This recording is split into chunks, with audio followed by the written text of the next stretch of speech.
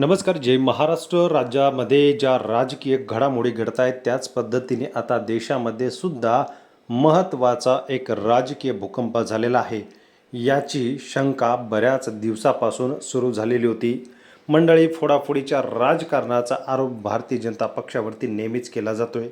भारतीय जनता पक्षाने आत्तापर्यंत ईडीच्या माध्यमातून अनेक बडे नेते आपल्या पक्षात घेतल्याचा आरोप केला जातोय आणि त्या पद्धतीने उघडही होताना दिसत आहे. या ठिकाणी भारतीय जनता पक्षाने महाराष्ट्रामध्ये जी 3 वर्षापूर्वी मोठी राजकीय फोडाफोडी केली होती त्याच धर्तीवरती पुन्हा इतर राज्यामध्ये आता भारतीय जनता पक्ष पुन्हा एकदा सक्रिय झालेला आहे. याचबरोबर ती महत्त्वाचे राजकीय पक्ष प्रवेश करत असताना त्या नेत्याच्या पाठीमागची इडापिडा टळते, हेही तेवढंच सत्य आहे. निवडणुकीच्या तोंडावर असो किंवा इतर ठिकाणी त्या नेत्याच्या पाठीमागे ईडीचा छापा असेल, CBIचा छापा असेल, कशामध्ये तरी अडकवायचं आणि त्यानंतर भारतीय जनता पक्षामध्ये पक्षप्रवेश करायला लावायचा, हीच खेळी सध्या देशामध्ये सुरू असल्याचं वारंवार दिसून येत आहे.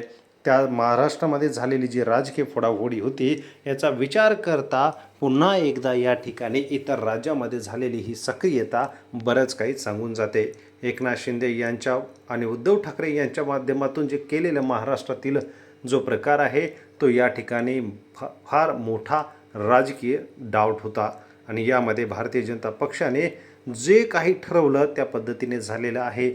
या ठिकाणी शिवसेना नक्की कोणाची याचाही निकाल लागता लागत नाही. तर धनुष्यबाण चिन्ह असेल किंवा शिवसेना असेल याचा निकाल सुप्रीम कोर्ट देत नाही. राष्ट्रवादी पक्षाचंही तेच झालं. अजित पवार होते, आता अजित पवार गेलेत, मात्र पक्ष कोणाचा आहे यावरूनही मोठी चर्चा रंगलेली आहे.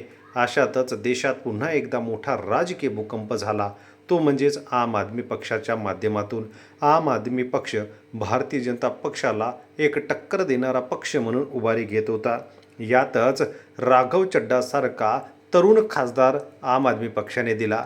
देशाच्या संसदेमध्ये आवाज उठवत असताना राघव चड्डा यांनी भाजपच्या विरोधात कधीही न केलेली भूमिका ही एक विशेष म्हणून आम आदमी पक्षाच्या लक्षात आल्यानंतर त्यांची त्या ठिकाणी पदावरून गच्छंती करण्यात आलेली आहे. या ठिकाणी विरोधी पक्षामध्ये आपण काम करत असताना सरकारचीच बाजू घेणं हे योग्य नाही याचाही प्रश्न या ठिकाणी विचारला. तर ममता बॅनर्जीच्या माध्यमातून पश्चिम बंगालमध्येही जोरदार या ठिकाणी लढत सुरू आहे. भारतीय जनता पक्षाने राघव चड्डा यांनी आम आदमी सोडल्याचं जाहीर केलेलं आहे. या ठिकाणी दिल्लीत आयोजित झालेली पत्रकार परिषदेत बऱ्याच काही गोष्टी घडलेल्या आहेत. ते पक्षाच्या 2/3 खासदारासह भाजपमध्ये सामील होत आहेत. यामध्ये महत्त्वाची बाब म्हणजे संदीप पाठक आणि अशोक मित्तल यांच्यासोबत ही पत्रकार परिषद झालेली आहे. यामध्ये जे संदीप पाठक आणि अशोक मित्तल आहेत यांच्या पाठीमागे ईडीचा ससेमिरा होता आणि त्याला कंटाळून त्याने आता भाजपमध्ये जाण्याचा निर्णय घेतलेला आहे. मंडळी, यावरून पुन्हा उघड होतंय की ईडीची टिडा टळवायची असेल तर भाजपमध्ये गेल्याशिवाय पर्याय नाही. ज्या आम आदमी पक्षाने यांना मोठं केलं, सर्व काही केलं, तेच आज भाजपवाशी होताना दिसत आहेत. यावरून पक्षाची काय मूल्ये, काय तत्त्व आहेत आणि यांना जे काही नाव मोठं करण्याची संधी दिली त्या पक्षालाच आता त्यांनी टाटा बाय बाय केलेला आहे. इतकंच नव्हे तर त्या पक्षाचे संपूर्ण खासदार घेऊन ते भाजपमध्ये जात आहेत. यामुळे त्यांच्यावरती पक्षांतर बंदीचा कायदा यानुसार काही कारवाई होऊ शकत नाही.